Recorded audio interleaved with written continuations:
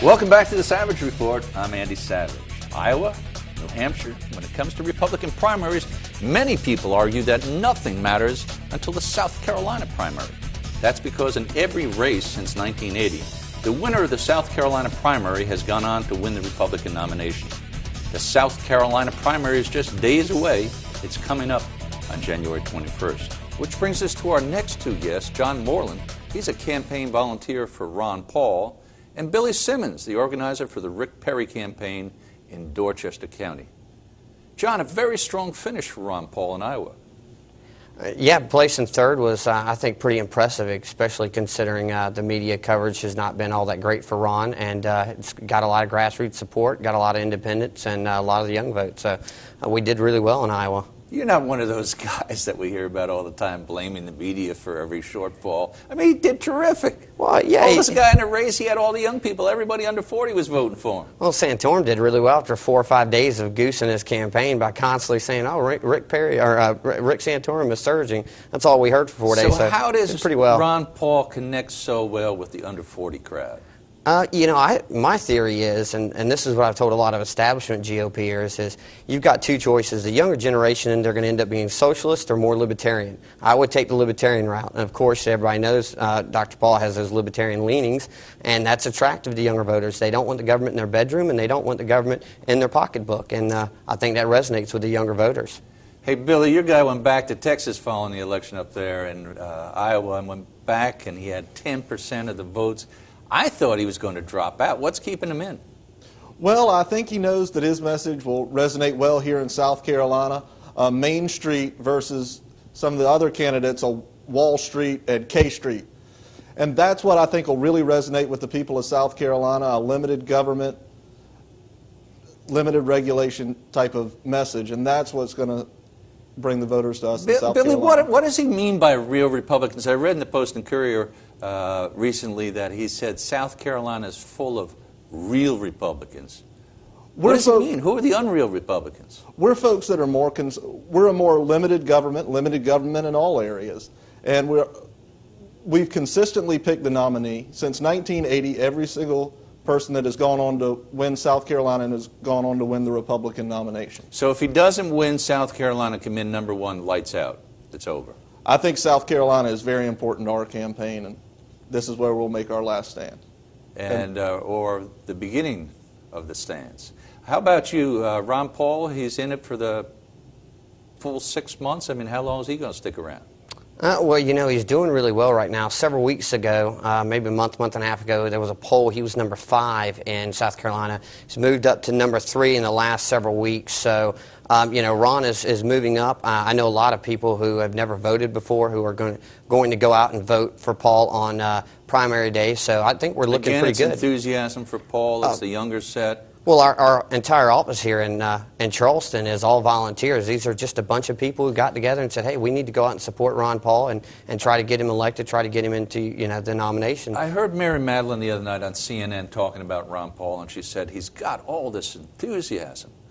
But with the under 40 set, and everybody knows in Republican primaries, it's not the under 40 set that wins election, it's the over 60 set. So how is he going to convince people who are older to vote for him? Why should they vote for him? Well, this is one thing I've been advocating for a while now, is actually going out and talking to a lot of the 9/12 groups and the Tea Partiers, the older establishment Republicans, and we've actually sent people to some of their meetings and had really a great response, because there's a lot of misconceptions out there about what Paul believes. But when you start talking about cutting $1 trillion from the budget the first year, balancing the budget within 3 years, this resonates with older voters. This resonates with Tea Partiers. Those people realize that we've got to cut government spending, that the deficits are out of control, and that none of the other candidates are really that serious about cutting spending. Nobody's talking about cutting spending. Ron's the only one that's talking about cutting having budget cuts instead of baseline budget cuts off the proposed increases. He wants to cut $1 trillion, which is a pretty powerful number. Billy, let me ask you about your candidate. I don't see the roadmap that he sees here. I know he's looking for Christian conservatives and family values candidates, but Santorum seems to have the upper hand on that right now. Is there going to be a bloodbath between the candidates that are more to the right of Romney among themselves, so that Romney comes out of this looking like the hero? I don't think so. We've got a wide coalition of folks that will support us. We've got not only social conservatives, but limited government folks, as well as veterans. Governor Perry is one of only two veterans that's in this campaign, one of only two people that served in the military. And so that's another key demographic. But are you going to for us. divide the votes? Is Perry going to divide the votes with the non-Romney people and allow Romney to walk away like he did in Iowa? I don't think so, because some of the non-Romney people, they talk a good game, but when you look at their record, it just doesn't match up. You know, some of these campaigns, you've got people that are talking about that they're going to change the way Washington works, while their campaign is run entirely by lobbyists. Do you think Gingrich will be a factor here, or do you think he's such a Washington guy that South Carolinians will blow him off? I think that'll definitely hurt him here. Another thing that could end up hurting him is whether he and Mitt Romney engage in a murder-suicide pact in New Hampshire.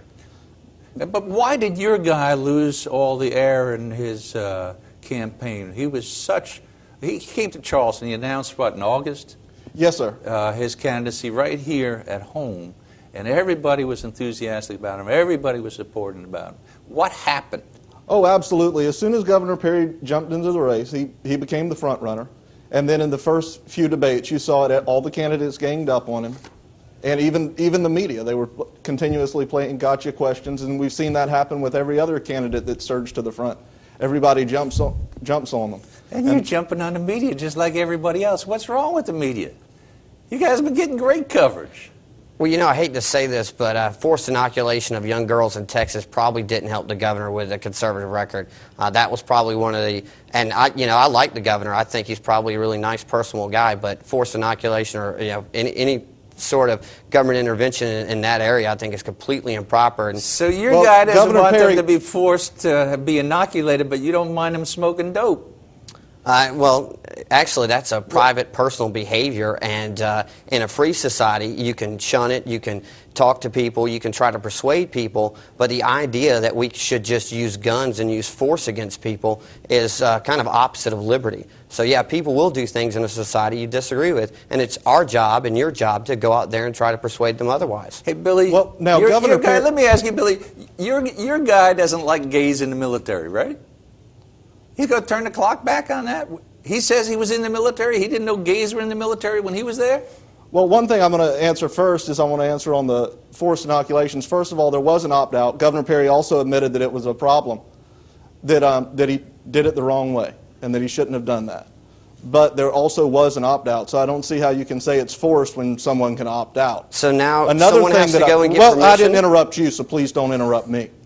Another thing that I don't understand is how you say that you're going to persuade people. Since Representative Paul's only been able to get one bill that he sponsored passed, I don't see how he's very good at persuading people to support his positions. Well, you know, what I was referencing was in a free society, we should try to persuade others instead of trying to force them.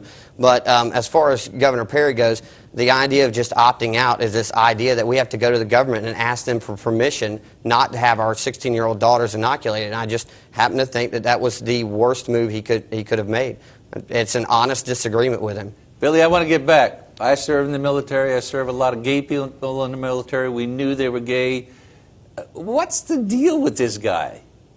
He doesn't want gays to be fulfilled as Americans and patriots? Why is that? Well, what Governor Perry has said is that he doesn't feel that the military should be a place for social experimentation. And you think it's social experimentation? You think gays just showed up in the last couple of years in the military? Well, I think that we should have trusted the generals. Several of the generals were concerned that it might harm morale. Well, where's Ron Paul on this? Well, you know, he voted for the repeal of Don't Ask, Don't Tell, and his position basically is if it's heterosexual or homosexual and it's disruptive behavior, then that should be dealt with. But just because of someone's sexual orientation, that shouldn't be a factor. And that's consistent with a more classical liberal viewpoint that in a society that people engage in certain behaviors, again, you should try to persuade them. You know, you guys are terrific warriors for your candidates, but I'm running out of time, and I'm going to give Ron Paul, spokesman, 30 seconds. Sum it up why I should vote for him. Ron Paul wants to cut $1 trillion from the deficit, wants to balance the budget in 3 years, and he's actually serious about it, and that's what scares the establishment. He's not your typical politician that just goes through talking points. He speaks from the heart. He knows what he believes, and he has a consistent philosophical worldview and a consistent philosophical view on what the role of government in our lives should be. 30 seconds. Well, I'm supporting Governor Perry because I believe that he'll carry the business climate that has been created in Texas, that has led Texas to lead the nation in job creation, and take that to Washington and allow the United States to continue to lead in job creation in the rest of the world. Well, talk about enthusiasm. You two guys have it. John Moreland, one of the Charleston campaign organizers for Ron Paul, and Billy Simmons, the organizer for the Rick Perry campaign up in Dorchester County. Thank you both for joining us. Thank you. And when we come back, a final word with Berkeley County Republican Party Chairman Tim Callanan and Charleston County Republican Chairwoman Lynn Bennett. If you want to join the conversation, visit us online at c2savagereport.com. You're watching the Savage Report on Comcast C2. All local, all the time.